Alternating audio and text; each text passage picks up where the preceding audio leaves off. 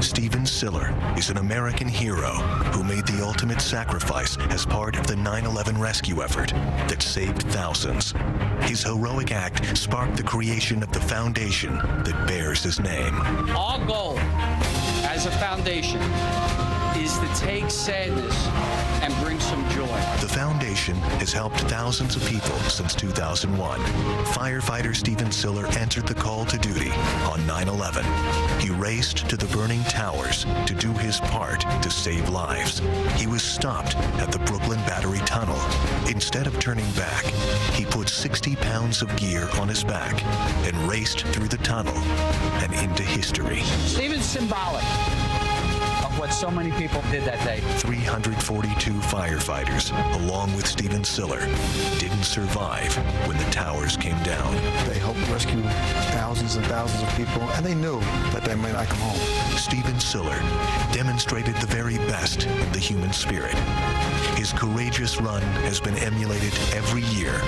Today, 25,000 people honor his memory and that of other first responders lost on that day by retracing his historic footsteps. This is a CBS 2 special presentation of the 16th annual Stephen Siller Tunnel to Towers Run. And you are looking at the starting line where over 25,000 runners are about to follow in Stephen Siller's historic footsteps. And this is the finish line. Everybody running today with their own personal reason for taking the same journey that Stephen Siller took on 9/11. Good morning. I'm Mary Calvi, and welcome to the 16th annual Stephen Siller Tunnel to Towers Run. And I'm Chris Raggi. We are here in Red Hook, Brooklyn. As you can see behind me, we have got thousands upon thousands of runners ready to retrace the historic steps of Stephen Siller, the steps that he made back on 9/11. Let's bring you the pictures from Chopper to an incredible perspective of the 25,000 runners who are gathered and have been lined up since early this morning. We have an emotional show, as we do each and every year, on tap for you that promises to pull at your heartstrings and also inspire you.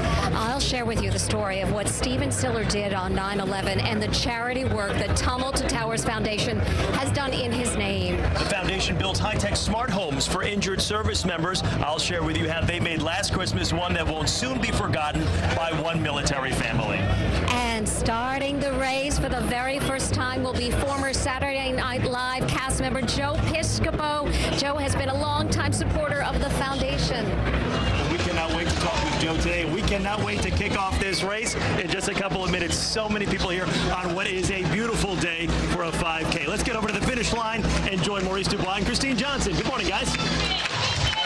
Good morning, Chris and Mary, and good morning to all of you that are watching at home. Welcome to this year's Tunnel to Towers Run. Another great day. It's a warm day today. It is a spectacular summer day. Here we are in just the beginning of fall. Gorgeous. Absolutely. And right now behind us are the runners, cadets from the U.S. Army, West Point. They are in a very good mood. And so are we. Feeling it right now. A gorgeous, gorgeous situation. Coming up, we've got a lot for you, including a recent Tunnel to Towers Foundation kickoff gala. They started it off to start their endowment fund high atop One World Trade Center. We're going to have that story for you. Also, the foundation held another charity event, and we have some video of that right here for you. This is the 3rd annual Tower Climb, and it featured an emotional finish that you don't want to miss. We're also going to be joined by one of the stars of The Voice and also the West Point Band. Staff Sergeant Jeremy Gaynor, he is all suited up today. He's in the band. He will be live at the finish line. Yeah, Sergeant Gaynor here on stage in his camouflage uniform today, looking very nice. We'll be talking to him in just a few minutes, but in the meantime, let's send it over to another colleague of ours here joining us, Alice Gaynor. She is along the banks of the Hudson. What's happening there, Alice? Maurice and Christine, thank you so much. I have the best view of the race here along the Hudson River. Another beautiful day. Coming up, I'm going to be joined with Michael Burke. He was instrumental in creating the tower climb. Also going to be speaking with New York tenor Chris Macchio. We'll explain his connection to Tunnel to Towers. But first, I want to send it on over to my colleague Dick Brennan. He is on the Manhattan side of the tunnel. Dick? Alice, not to compete with you, but I might have the best view once this race gets started. Right now, we're at the mouth of the Battery Tunnel. A lot of the early starters have been coming out already. Quite an inspiration. Some are challenged. All are inspired. A little later on, we're going to be talking to Keith Palmer. His father's heroics on 9/11 are extraordinary. We're going to tell you about them and what Keith is doing to honor his father's memory. In the meantime, let's send it up to Jim Smith in Chopper 2, who's above it all. And we are high above the starting line on Richard Street. All morning long, we'll be bringing you these unique views of the 25,000 participants making their way into the tunnel. Now let's go over to Chris and Mary at the starting line.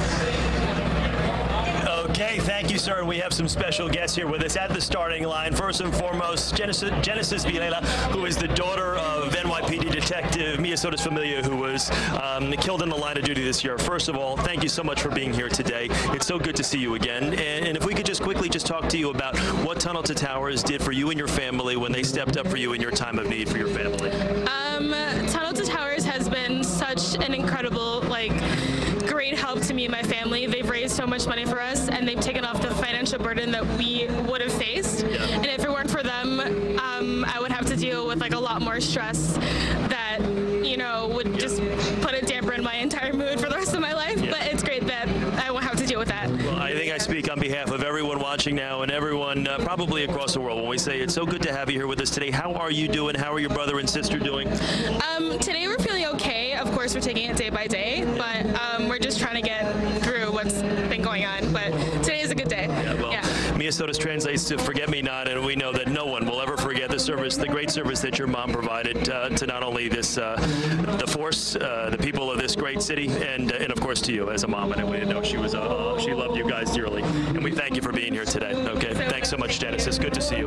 Mary, over to you. And Chris, I am joined by Chad Kimball. Thanks so much for being with us today. From the hit play "Come From Away," such an inspirational story of a little town that helped so much to the stranded passengers on 9/11. Tell me a little bit about it. Well, on the morning of 9/11, when U.S. airspace was closed for the first time in history, 38 jumbo jets landed in Newfoundland, Canada, in a little town called Gander.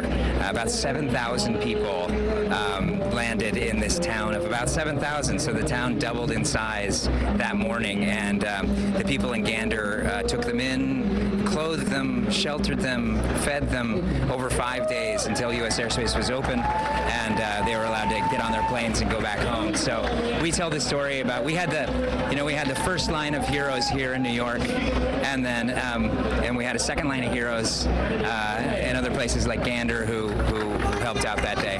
It was so inspirational to hear you sing "God Bless America." What was that like to be part of this event?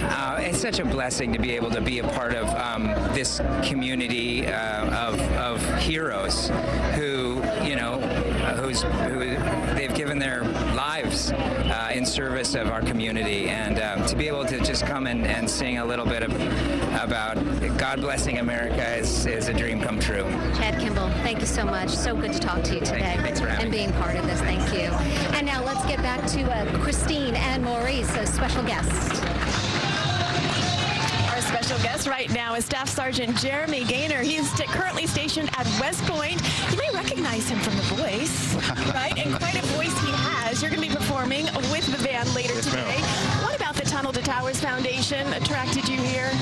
Well, I mean, America the Beautiful, right? What better example than that phrase? I mean, what they're doing here is inspiring, and so, our mission is just to inspire. So, I mean, why not be a part of something great? Why not be a part, for us to have an opportunity to be a part of something great and try to sustain it and make it better? I mean, it's great. This is your first Tunnel to Towers run, right? You've never been here before.